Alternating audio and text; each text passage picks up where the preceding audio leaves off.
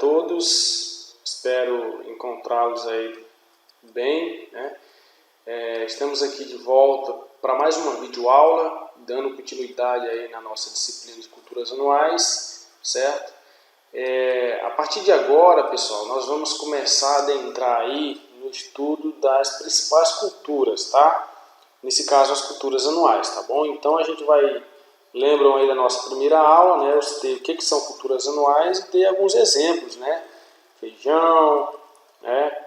O milho, o arroz, enfim, citei aí algumas culturas anuais e destaquei lá algumas que nós vamos estudar e trabalhar mais a fundo aqui na nossa disciplina.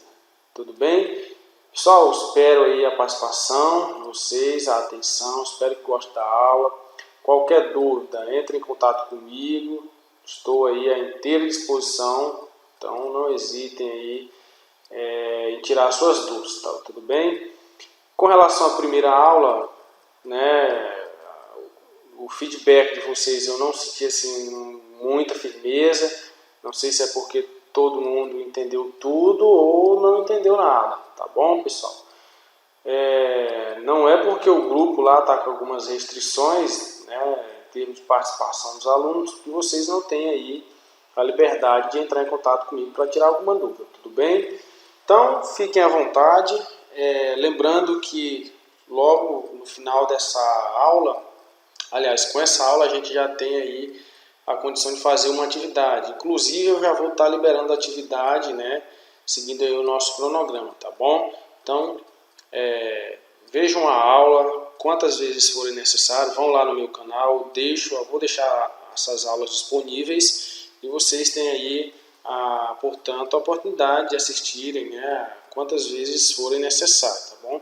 Leiam o material em PDF também, porque tanto as atividades como a nossa avaliação ela vai ser com base no conteúdo que eu falo aqui na aula, como também conteúdo lá do PDF. Professor, mas não é a mesma coisa? Não, é assim, o conteúdo é a mesma coisa, mas tem coisa que está no PDF que eu não coloco aqui na nossa aula, e tem coisa que eu falo aqui na nossa aula que não vai estar lá no PDF. Então observe minha explicação, porque tudo que eu falar aqui eu vou cobrar. Então não é que tudo que eu vou falar aqui vai estar lá no PDF ou vice-versa, tá bom? Então se atentem aí para isso, certo, pessoal? Então vamos lá. Bom, a nossa primeira cultura que nós vamos começar aí os nossos estudos é a cultura do arroz, né? Cultura aí, acredito que conhecida por todos. Se não, nós vamos fazer aqui uma breve apresentação, tá? Eu acredito que vocês aí já no segundo ano, né, já tem uma noção básica, né, das principais culturas que são cultivadas na nossa região. Se não, a oportunidade é agora, tá? Então, para aquele que ainda nunca viu, nunca teve a oportunidade de presenciar uma planta de arroz, essa aqui é a planta de arroz, tá bom, pessoal? Ela é uma graminha, né? Uma graminha anual, lógico, né? Nós estamos tratando de culturas anuais, classificada aí no grupo de planta C3, né? Se vocês não sabem o que é uma planta C3 ou uma planta C4, recomendo ir atrás, porque não dá para me falar tudo nas aulas, tá? É muita coisa. Então, algum termo técnico que eu vier, porventura pronunciar, caso vocês não tenham ainda ouvido falar, ou vocês venham depois no meu PV, ou vocês ficam aí, têm uma liberdade para pesquisar a respeito, tá bom, pessoal? Para se aprofundar, isso aqui faz a diferença, beleza? Então, ela é uma planta do grupo C3, tá? Ela é uma planta, assim, digamos que adaptada ao ambiente aquático, né? E essa adaptação é devida à presença de arênquimas, né? Que são células aí adaptadas, principalmente no colmo e na raiz da planta, certo, pessoal? Que possibilita aí a passagem do oxigênio do ar, né, para a camada da rizosfera, tá bom? Então, o seu ciclo de desenvolvimento do arroz, né, pode ser dividido em 3 fases, como a maioria das plantas, sendo plântula, né, que é aquela planta recém-germinada, passando pela fase vegetativa e chegando na fase reprodutiva, né, que é a fase da emissão da panícula, né, que é essa parte aqui, né, que é o cacho do arroz, tá? A gente conhece aqui como caixa. Então aqui é a panícula, tá, pessoal? A duração de cada fase aí, lógico, ela vai variar em função da cultivar, tá? Da época de semeadura, né, da região de cultivo, das condições de fertilidade do solo. Mas assim, de um modo geral, a duração do ciclo da cultura, né, do arroz, ou seja, desde a germinação até a produção da planícula, a emissão da planícula, né, e a maturação dos caroços, dos grãos, esse período aí ele dura entre 100 a 140 dias, tá bom, pessoal? Isso para a maioria das cultivares, né? Cultivadas em sistema inundado, por exemplo, né? Sendo que a maior parte da variação entre as cultivares ocorre na fase vegetativa, certo? Bom, as cultivares de arroz que são de sequeiro, né? Porque nós temos aquelas cultivares que são cultivadas em áreas inundadas, alagadas, tem aquelas de área de sequeiro. Essas têm aí uma duração, né, em termos de ciclo produtivo, variando entre 10 a 150 dias, mais ou menos, tá? Então, essa aqui é a planta do arroz. Para quem não conhecia, nós temos aqui a parte da raiz, né? Essa parte da palhada, que a gente chama palhada, mas na verdade é palha, e temos colmo, tá? Então, nós temos aqui colmo e a palha do arroz. Mas tudo isso aqui, quando vocês forem para o campo, o pessoal vai chamar isso aqui tudo de palhada, tá bom? Palhada do arroz. A gente vai comentar, inclusive, nessa aula ainda sobre a palhada do arroz, certo? Então, essa aula é mais uma introdução sobre a cultura, tá bom, pessoal? Nas próximas aulas, a gente ainda vai permanecer na cultura do arroz, passando aí pelos principais tratos culturais, né? Controle de praga e doenças, se der tempo, sistemas de cultivo, ecossistemas. Aí a gente vai detalhar mais quais são os ecossistemas, né? Que nós temos aí dois, que é o de várzea e o de sequeiro. E aí, enfim, vamos trabalhar aí uma série de conteúdos mais, né, sobre essa cultura, tá bom? Então, vamos dar continuidade então aqui à nossa aula, beleza, pessoal? Bom, a diversidade da alimentação e as escolhas alimentares do homem são únicas entre os primatas, né? A alimentação dos hominídeos, né, constituía-se aí essencialmente de frutos e raízes, né, que eram coletados, complementando aí com um pequeno aporte proteico, né, principalmente proveniente da caça e também da pesca, certo? Apenas no início do período neolítico, né, acredito que vocês se recordam aí, ou já viram, né, falar desse período lá em história, com o surgimento da agricultura no Oriente, né, próximo aí, no Oriente Médio e depois na Europa, iniciou-se a cultura de cereais, principalmente o trigo e o centeio, tá bom? Quanto ao arroz, que é o nosso Oryza sativa, né, não se tem certeza aí se ela é realmente originária, né, da Índia ou da China. Então, quanto à origem do arroz, ainda existe aí algumas divergências, né, encontrando aí na literatura. Uns falam que é originário da Índia, outros da China, enfim. Mas sabe-se que por volta de 2800 a.C., era a planta aí sagrada, né, do imperador da China. Este cereal foi introduzido no Brasil pela frota de Pedro Álvares Cabral, né? Porém o seu cultivo em território nacional só foi relatado após 1530, né? Na capitania hereditária, mais especificamente na capitania de São Vicente, né? Depois espalhou-se aí mais tarde por outras regiões do litoral, né? Sempre em pequenas lavouras de subsistência, né? Portanto aí em pequenas escalas, e principalmente na região do Nordeste, tá bom? Bom, o arroz que hoje nós temos, portanto, aí cultivado na maioria, todas as regiões do Brasil, na verdade, né? Então ele começou ali pela região sul-sudeste, se estendendo para o Nordeste, né? Onde era mais frequentado naquela época pelas frotas, né? Onde se deu aí, na verdade ainda eram as capitanias hereditárias, certo, pessoal? Bom, no Brasil, como eu falei, né, ele se deu aí na região, o primeiro contato, né, com arroz foi na capitania de São Vicente, né. Outros autores afirmam que as primeiras introduções no Brasil com a finalidade de cultivo se deram aí por volta de 1745 no estado do Maranhão. Olha só que coincidência, né? Então, no âmbito mundial, né, ou melhor dizendo, o arroz, né, ele desempenha aí um papel fundamental, né, na economia de diversos países, mas quando se trata de Brasil, né, especificamente do Maranhão, o arroz ele tem aí o seu grande destaque, né? Então, para gostar mais de arroz do que maranhense, eu preciso ver, tá bom, pessoal? Preciso conhecer.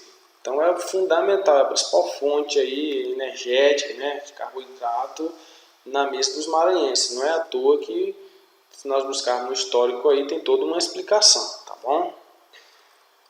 Bom, no âmbito mundial, os países que mais produzem são aí a Indonésia, né? Em segundo lugar vem a Índia e o terceiro lugar a China, né? A maioria dos países produtores não dispõe de área agricultável, né, necessária para a expansão da produção, portanto, a maior demanda deve ser atendida pelo o aumento aí da produtividade, certo?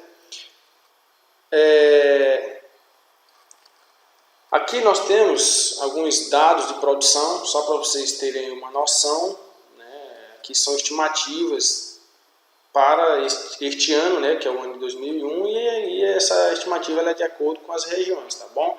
Então nós temos aqui, na verdade, a safra que era de 2019 para 2020, com estimativa para 2020 e 2021.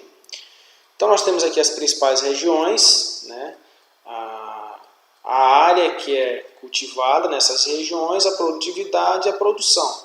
Então, se a gente pegar aqui, fazer um comparativo, né, a maior região produtora hoje de arroz no Brasil é a região sul, tá? Então, consequentemente, a maior produtividade, aliás, a área plantada, né, e consequentemente a produtividade e, portanto, a produção vai ser também na área do sul. O Nordeste ainda está aqui, em termos de área, não é a menor, né? Não é a menor região aí em termos de área de produção. Mas quando a gente vai para produtividade e produção, tá? Aqui eu vou pegar o ano a safra de 20 e 21, tá? Então se a gente pegar aqui a produtividade do Maranhão, por exemplo, está entre as menores do Maranhão, do Nordeste, vai estar entre as menores, né? Seguida aí pela região do Centro-Oeste, né, aqui, e depois Norte e Sudeste, tá bom? Eu acredito que vocês já entendam aí o que vem ser produtividade, né, e produção, tá bom? Quando eu falar em produção, só relembrando, eu estou falando de área total, né, de área total, o quanto que é produzido em área total, e produtividade é o que é produzido em hectare, né, ou tonelada, ou quilo por hectare, tá bom? Então, esse baixo índice aqui de produtividade está muito associado ainda, pessoal, ao baixo nível de tecnologia que é adotado aqui na nossa região, na região Nordeste, tá? As cultivares têm uma certa influência, mas não é basicamente, na verdade, as cultivares são plantadas, por exemplo, lá no Sul, no Sudeste, tem algumas que são mais adaptadas para cá, para a nossa região, mas o principal fator aqui realmente é a adoção de nível de tecnologias, né? Também tem a questão de área, né? Se a gente for pegar áreas aí, ó, comparada com o sul, logicamente é muito maior a área que é cultivada. Então lá nós temos muito mais áreas cultivadas com arroz. Isso vai dar aí um reflexo enorme também na produtividade e produção. Mas assim, comparado com as outras regiões, por exemplo aqui ao Centro-Oeste, que nós temos a mesma área cultivada em termos de tamanho, olha a diferença de produtividade, né? Muito grande, né? Aqui na produção também. Então, isso está muito associado à adoção de níveis de tecnologias, né? A forma como nós plantamos arroz. O Maranhão, por exemplo, a gente produz muito arroz. Nós temos grandes áreas aí, muitas áreas produzindo arroz. Só que boa parte ainda é, digamos assim, sob baixo nível tecnológico, né? Muito ainda é produzido de forma de subsistência, né, no sistema de roça de toco, mas nós temos, por exemplo, áreas aí que produzem em grande escala, que se a gente pegar aqui próximo de nós aqui, né, na região de São Mateus, essa região próximo do Bacabal, lá eles produzem muito arroz, né, de forma mecanizada, né, com todo o sistema, um preparo de solo, enfim, o pessoal já adota um certo nível de tecnologia, mas no geral, né, em termos de Maranhão, não é isso que acontece, tá bom? Mas assim, o Maranhão está entre aí os principais produtores, depois a gente vai comentar mais sobre isso aí, tá bom? E que por sinal vai ser agora, né, o próximo slide. Então aqui nós temos os dados de produção, na verdade estimativas para o ano de 2021, que é esse ano que nós estamos agora, no que se refere aí à região Nordeste, tá? Então nós temos aqui os estados, né, da região Nordeste e respectiva área, produtividade e produção. Então se a gente pegar no contexto de Nordeste, né, nós vamos ver que o Maranhão aí, juntamente com o Piauí, são os maiores produtores, né, em termos de área, né? Então as áreas mais cultivadas se encontram aí no Maranhão e Piauí. No que se refere à produtividade, produção, aí a coisa muda, observe. Olha o que nós temos de área produzida, né, no Maranhão, se a gente pegar aí, né, na safra de 2019-2020, ou melhor, na safra de 2020 a 2021, né, nós temos aí, olha só, a quantidade de áreas, né, 1.000 hectares aqui, ó, 25 mil hectares, né, aproximadamente.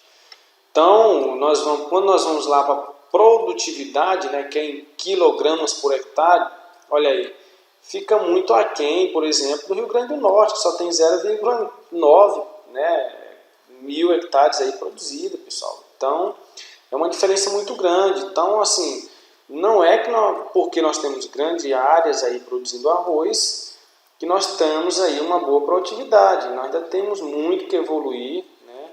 Muito ainda que avançar no que se refere a melhorias na produtividade do arroz na nossa região, ou melhor, no nosso estado, né?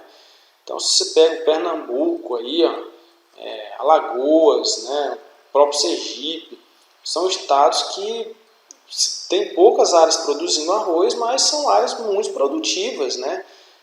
A produtividade são elevadas, né? E aqui não, aqui a gente já tem uma realidade totalmente diferente, né? E se a gente pegar, por exemplo, Maranhão, comparar com Pernambuco, né, Rio Grande do Norte, no contexto, por exemplo, de água, nós somos privilegiados. No entanto, a nossa produtividade ainda é baixa, tá bom, pessoal? Então, esse aqui é um panorama geral aí de como que está, né, a importância no âmbito nacional e especificamente na região do Nordeste. Então, nós, como maranhenses, né, estamos aí muito aquém, né, de outros estados aqui do Nordeste, né, considerando a quantidade de áreas que nós temos aí produzindo, nós precisamos ainda melhorar, né? E é através de vocês aí, futuros técnicos agrícolas, né? Nós, engenheiros agrônomos, que precisamos fazer aí, somar forças e buscar melhorar essa realidade, tá bom, pessoal? Claro que através de pesquisas e estudos, né? Não é fácil, mas é possível, tá bom? Então a gente tem que mudar isso aqui, nós temos potencial para melhorar essa produtividade aqui. Beleza, pessoal? Então vamos dar aqui seguimento à nossa aula. Bom, no que se refere ao valor nutritivo do arroz, o arroz ele faz parte aí, juntamente com o feijão, da dieta básica da população brasileira, né? Isso aí a gente já sabe, né?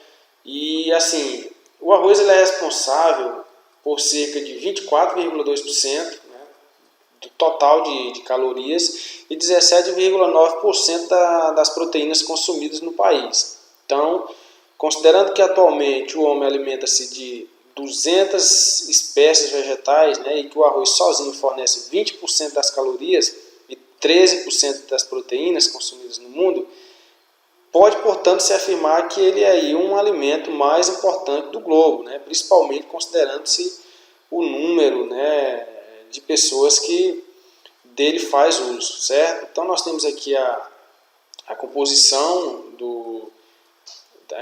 centesimal média, né, em porcentagem do grão de arroz integral parbolizado e polido.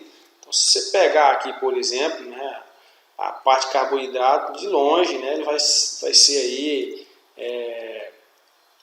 É por isso que a gente fala, né, que o arroz ele é um alimento principalmente energético, né, de baixo teor de proteínas, né, e sais minerais e alto teor de hidrato de carbono, né, que a gente fala, certo, pessoal? Bom, as deficiências mais sérias de uma dieta baseada principalmente em cereal são de vitamina do complexo B, né, vitamina A e também cálcio, né? Então, o aminoácido mais deficiente na proteína do arroz é a lisina, tá, pessoal?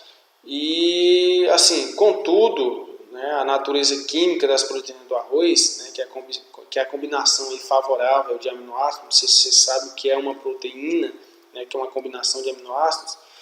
Enfim, a natureza química de proteínas do arroz, ela faz com que, mesmo que tenha aí eficiência proteica máxima a soja, né, nós temos aí uma certa deficiência, né, de proteína, ou no que se refere a aminoácido, né, principalmente a lisina, conforme eu falei.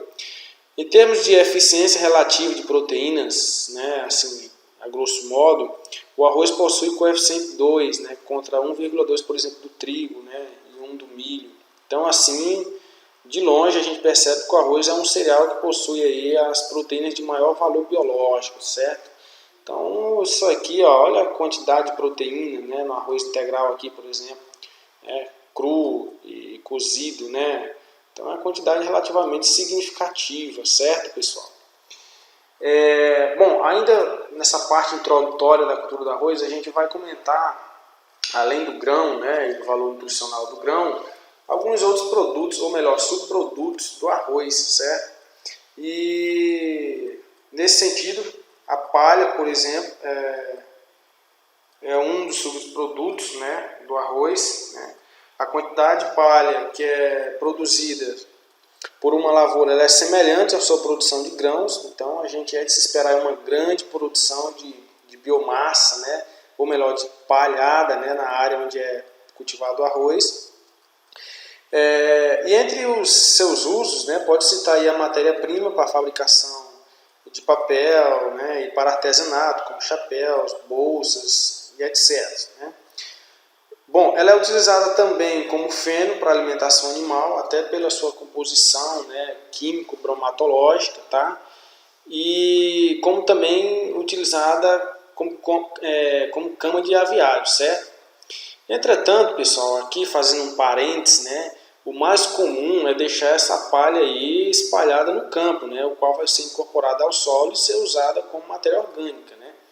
Até porque, como ela é uma gramínea, apesar de ser 3, né, essa palhada ela tem uma certa resistência, né, e persistência no solo, quando ela é deixada sobre o solo, né?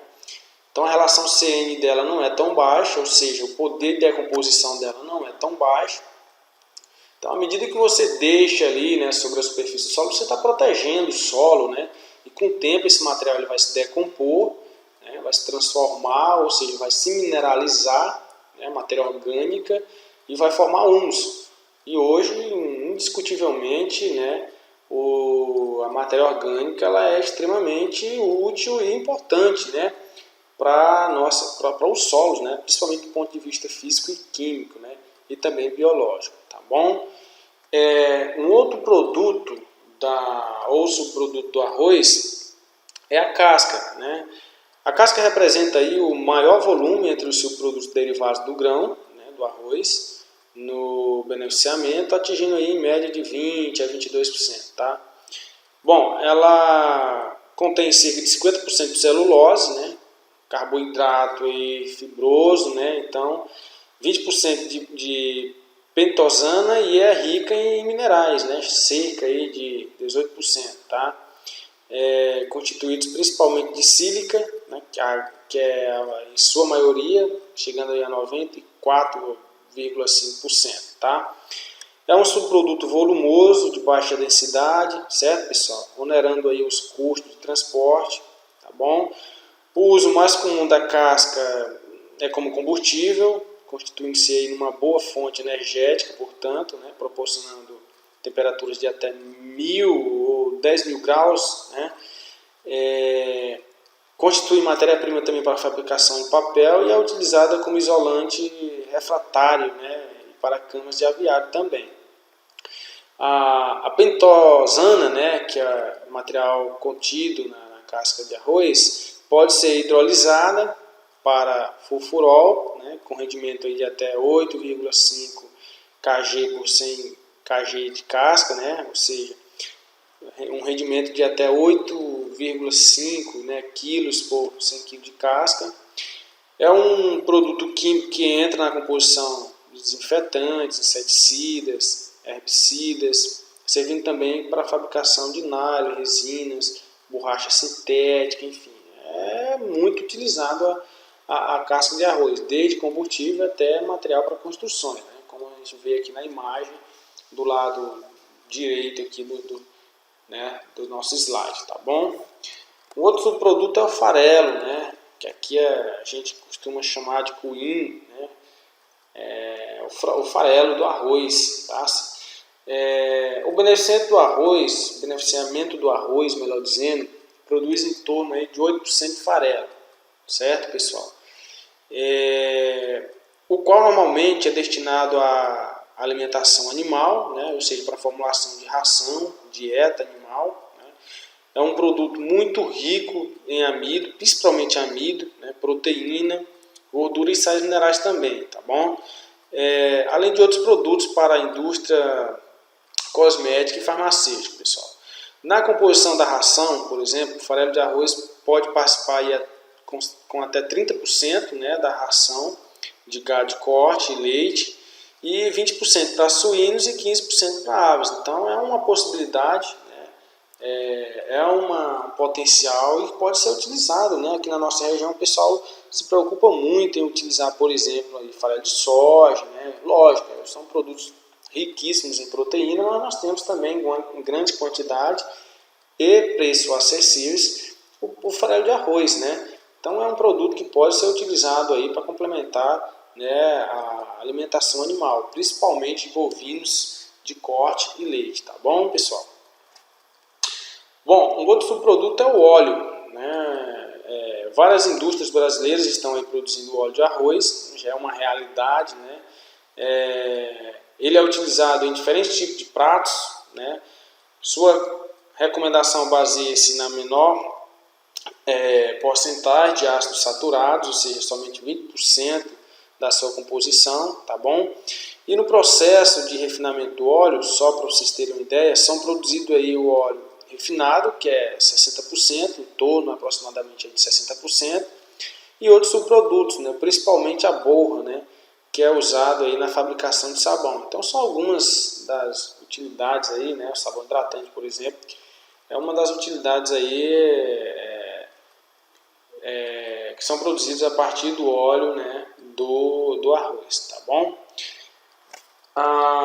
Um outro subproduto do arroz é a cerveja, né? A cerveja, ela é, no processo de beneficiamento no arroz, ela é uma da produção aí excessiva de grãos quebrados, né, provenientes da produção dos grãos quebrados, em torno de 5%, denominado de quirera, né, os quais constituem matéria-prima mais barata, digamos assim, para ser misturadas com cereais maltosos, né, principalmente fontes de amido, que são aí os principais materiais utilizados na fabricação de cerveja, tá bom?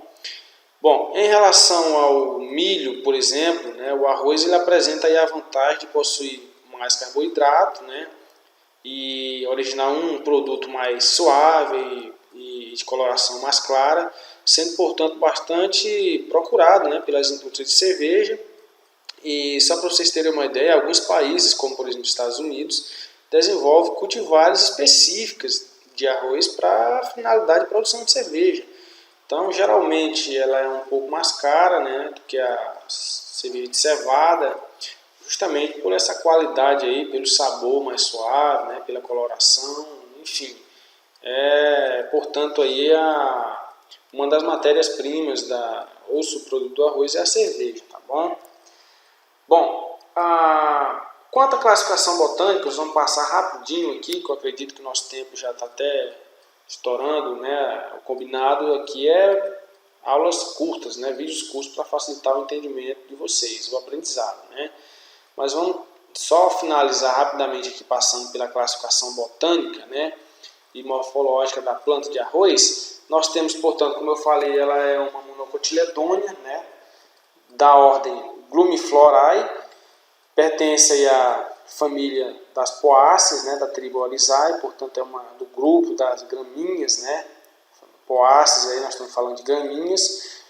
O gênero é Oryza e a espécie é sativa, né? Ou, melhor dizendo, Oryza sativa, certo, pessoal? Então essa aqui é a classificação botânica da cultura do arroz, tá bom? Com relação aos principais grupos, né, ou subespécies, ou como a gente pode também denominar raças ecogeográficas, né? Nós temos aí a índica, a japônica, né, e a javânica ou a japônica tropical, né? Então nós temos 3 grupos aí principais de arroz, e que cada grupo desse nós temos aí diversas espécies, né, ou subespécies, digamos assim, de arroz. Então distribuída nesses principais grupos. Mas assim, de longe, né, os principais são essas aqui, tá bom? A índica e a japônica, tá? Aqui, considerando aí como sendo os principais grupos, eu trouxe aqui inclusive a diferença entre esses principais grupos. Se a gente pegar aqui, por exemplo, o grupo índica, né, e o grupo japônica, nós temos aí, por exemplo, a presença de folhas nesse primeiro grupo, né, folhas verdes claras, longas e inclinadas. Aqui nós já temos folhas verdes escuras, estreitas e eretas, então, portanto, aí diferenças bem, né, expressivas, tá bom, pessoal? Os grãos no grupo índica geralmente são grãos delgados, enquanto que os grãos do grupo japônico são grãos curtos e arredondados. Aqui no grupo índica, as cultivares geralmente apresentam um alto perfilhamento, né? Portanto elas entorceram muito, formam torceira, né? Aqui não, aqui já é um perfilhamento médio, já não faz tanto aquela torceira, aquela torceira volumosa, né? Então o perfilhamento já é menos do que o do grupo índico, tá? Com relação ao porte, aqui no grupo índico geralmente as espécies elas são de porte alto, tá bom? Então é uma característica aí que deve ser observada principalmente dependendo de algumas regiões, né? Onde tem, por exemplo, grande incidência de vento, que pode ocasionar aí o que a gente chama de acamamento, né? Que é a queda do arroz, né? Principalmente no período reprodutivo, né, que já está com a planícula lá, né, em processo de maturação. É comum acontecer isso em função do porte. Então, é uma característica extremamente importante aí, que deve ser observado na hora da escolha da cultivar. Tá? Então, aqui, nesse grupo, ela apresenta, no grupo índico, ela apresenta porte alto, enquanto que aqui ela apresenta o porte baixo, né, que é o grupo japônico. Tá? Bom, existem aqui outras características, né, eu não vou ler aqui, acredito que depois vocês vão dar uma olhada com mais calma aí nessas principais diferenças, né, entre os principais grupos, que é o grupo índico e a japônica, tá bom? Mas tem algumas características importantes que precisam, necessário que vocês deem um pouco mais de atenção, tá bom? Por exemplo, aqui a resposta ao nitrogênio, né, a adubação nitrogenada. Veja que no grupo índico, né, ela não responde tanto à adubação com nitrogênio, então você aplica o nitrogênio lá na área, a resposta é muito pouco, né? Enquanto que no grupo japônico ela responde bem, né? Então, à medida que você aplica aí um adubo, né, utilizando seja lá qual for a fonte nitrogenada, ela vai ter uma resposta muito melhor do que essas espécies aqui do grupo índico, tá certo? Outra diferença também importante é que no grupo japônico ela apresenta aí tolerâncias, né, a baixas temperaturas, enquanto que a outra já não é tão aí, ela é menos tolerante, né, a baixa temperatura. Então locais muito frios, né, com temperaturas aí bem baixas, não é muito recomendado, portanto ela não é muito tolerante aí às espécies desse grupo aqui, que é o grupo índico, tá bom, pessoal? Então, Acho que eu vou finalizar por aqui para não estender muito a nossa videoaula, tá? E no próximo vídeo aí, nos próximos vídeos a gente ainda vai permanecer na cultura e aí nós vamos entrar mais na parte técnica mesmo, né, da cultura, né, entrando aí pelo técnico de cultivo, né, manejo, tratos culturais, enfim. Essa parte introdutória a gente basicamente está encerrando, tá bom? Então eu vou finalizar por aqui. Vocês têm aí, portanto, o meu contato. Fiquem à vontade para tirar alguma dúvida. Essa aula ela já vai entrar aí na nossa atividade, tá bom? Juntamente com uma aula passada que nós fizemos aí a apresentação da disciplina e